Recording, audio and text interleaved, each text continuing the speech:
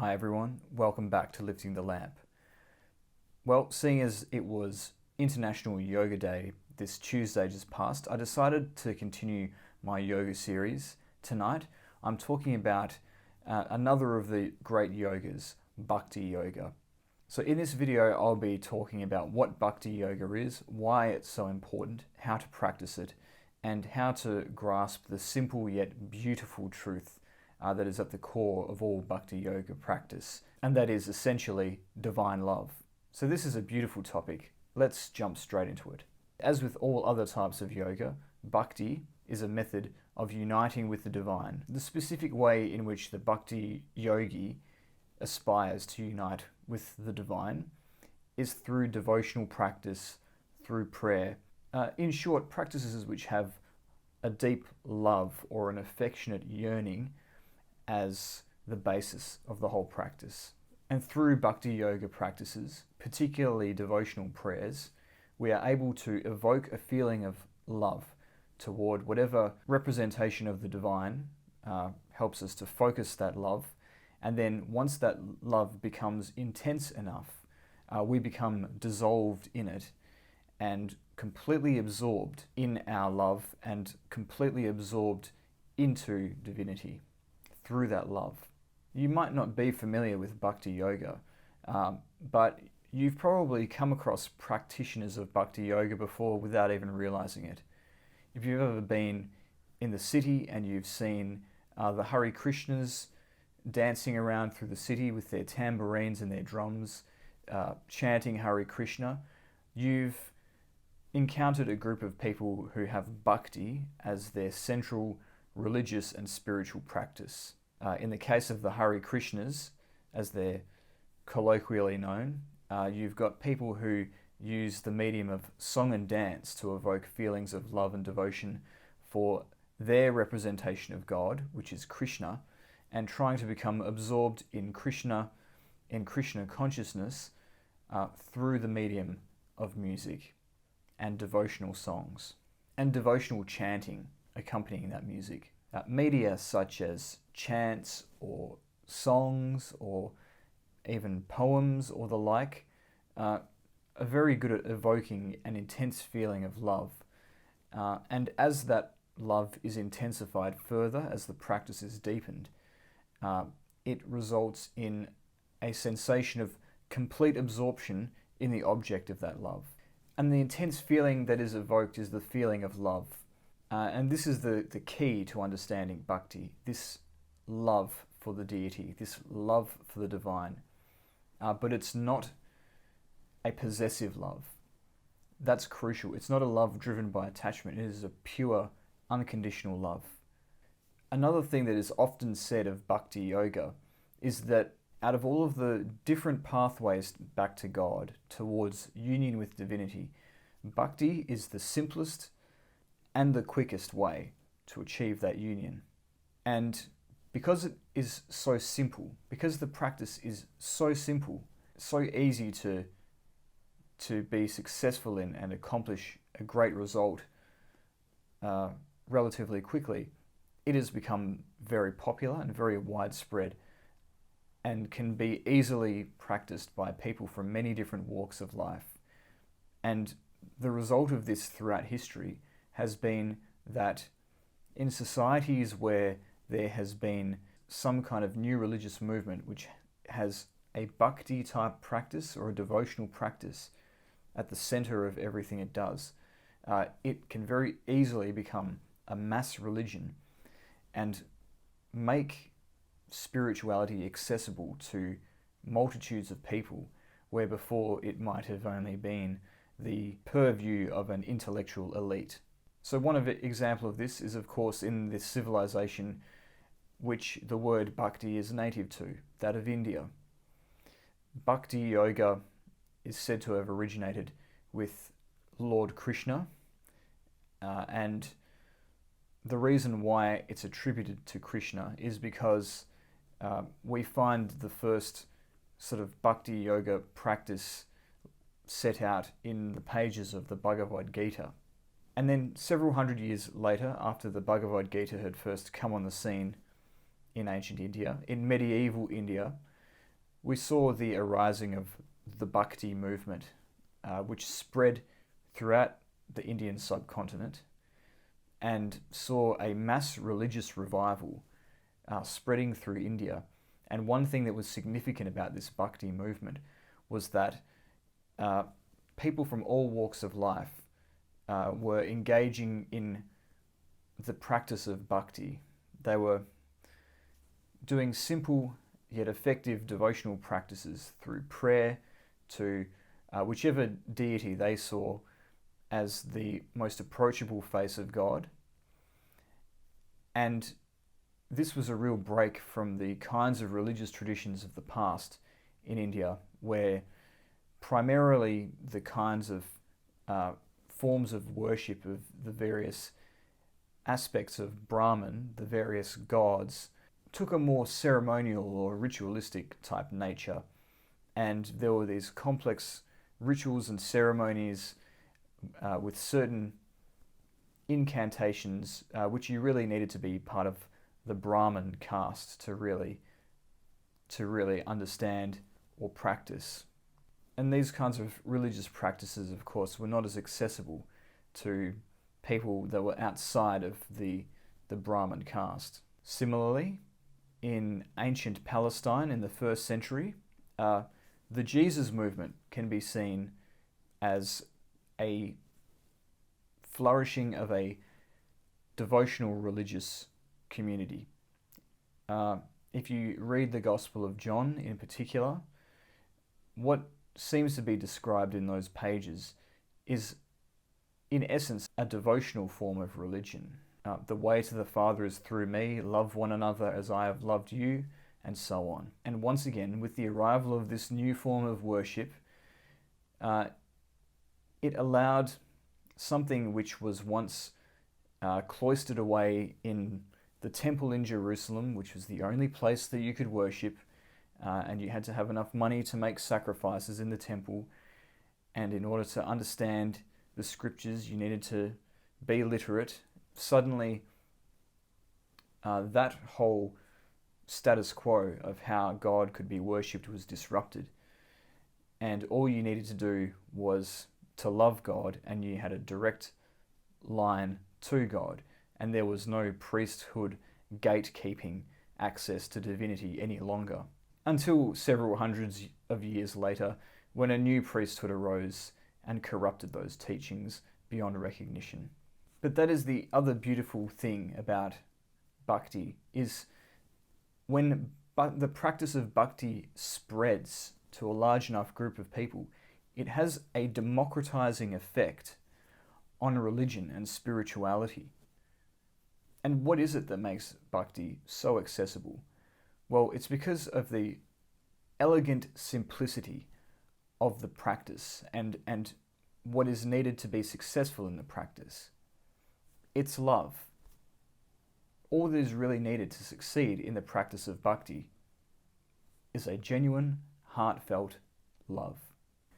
And so, in order to understand what is necessary to successfully practice Bhakti, all you need is to have had a personal experience of being loved by somebody or loving somebody in turn, whether it's a parent or a lover or even a very close friendship. If you have some experience of love that you can draw on and relate to how you feel about divinity, then you can practice Bhakti. So how does one then go about practicing Bhakti? Well, the first step is you need to choose your deity. There are many different faces of God, there are many different aspects of divinity, and different people are going to relate more to a particular manifestation of the divine. Whichever manifestation of the divine most speaks to you personally, choose that to be devoted to. And because love is such a personal thing, it's an intimate connection between two individuals, even if you don't personify the divine, it can be useful to imagine the divine as a personal deity for the purposes of the Bhakti practice. Once you've chosen your deity, You need to set aside a space in your home where you live, just one room, which is going to become the devotional space. It's going to become your temple, and you will have the altar or the shrine of the deity within that sacred space. It's very important that you set that space aside and you keep it well kept and clean.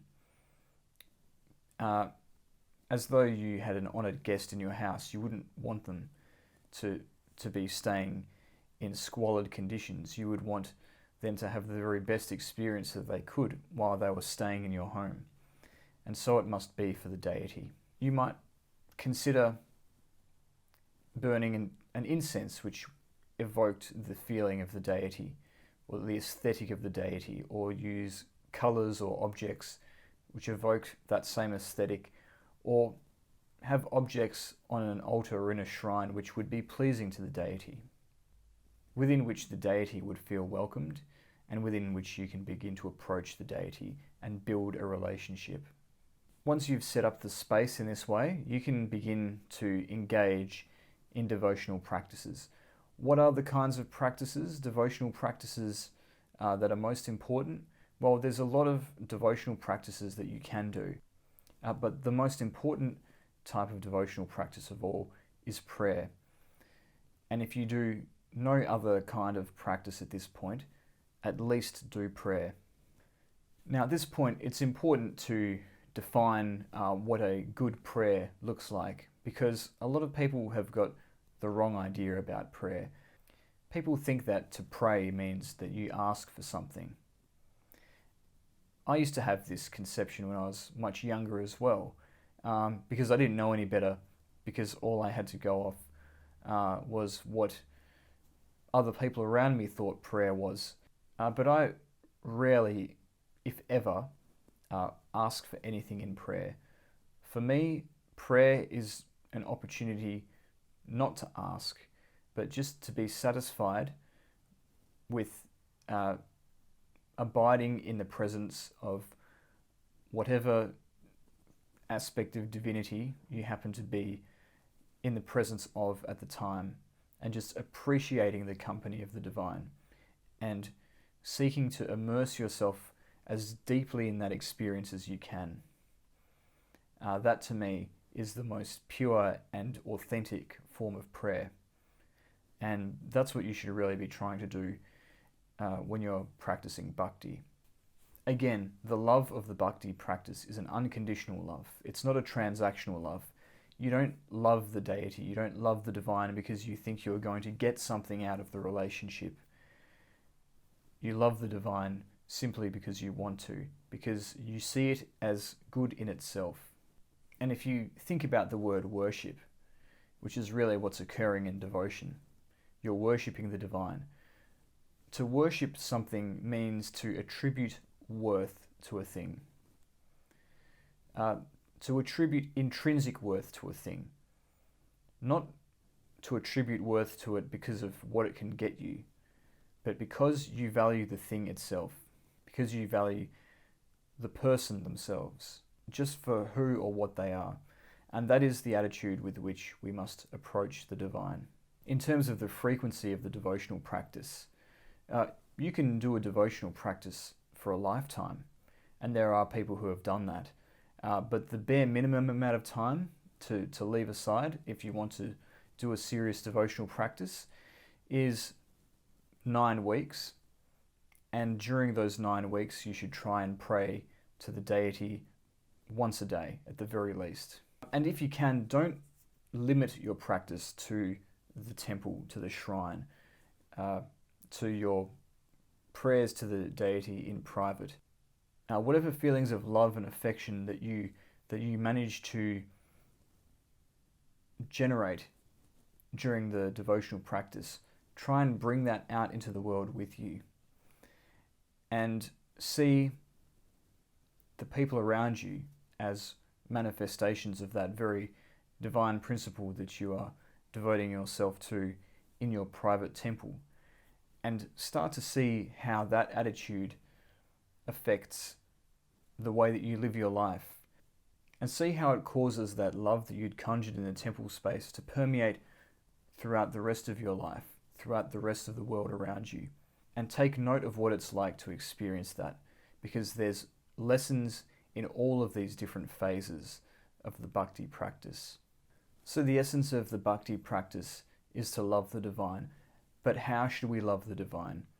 There's many different ways to love somebody. So which is the correct way? The answer is all of them. Any and all forms of love are aspects of love in general, and any kind of love can be used to approach the divine, except maybe the possessive love that I was speaking of, only because it's too much of a distortion and too mired in the world of Maya and karma to be able to really escape that world to something higher. The Greeks had 7 different words for love in total. There was philia, which is a sort of friendly love and affection, a platonic love, sort of like the love that you would feel in a bromance or a very close friendship. There's also storge, which is a familial love, like the love between a parent and a child, or the love between 2 siblings. There is eros, a romantic love. There is ludia, which is a kind of playful or flirtatious love. There is pragma, which is a love based on long-term commitment, perhaps you could say loyalty. And there's also agape, which is universal love, a very profound form of love, a love for all beings, a love for all things. There's also philalta, which is self-love, for number 7.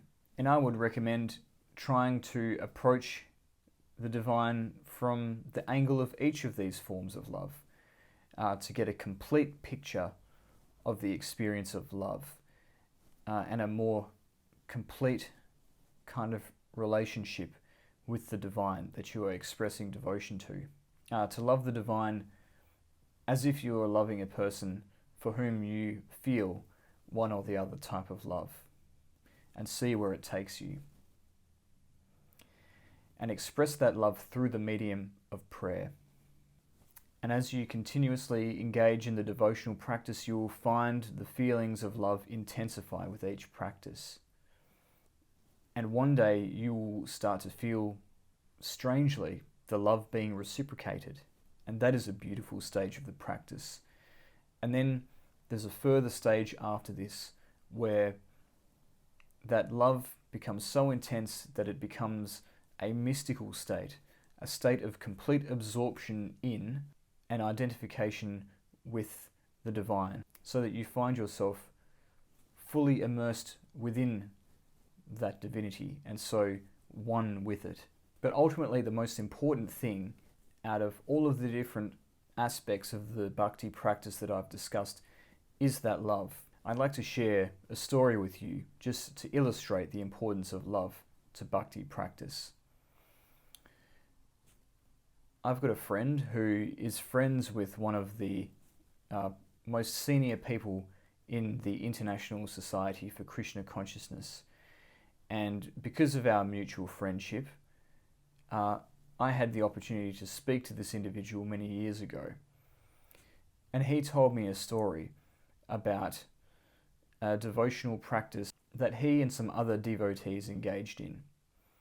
They wanted to set up an altar to the Godhead so that they could pray to and worship the Godhead, but they were very limited in the tools that they had at their disposal.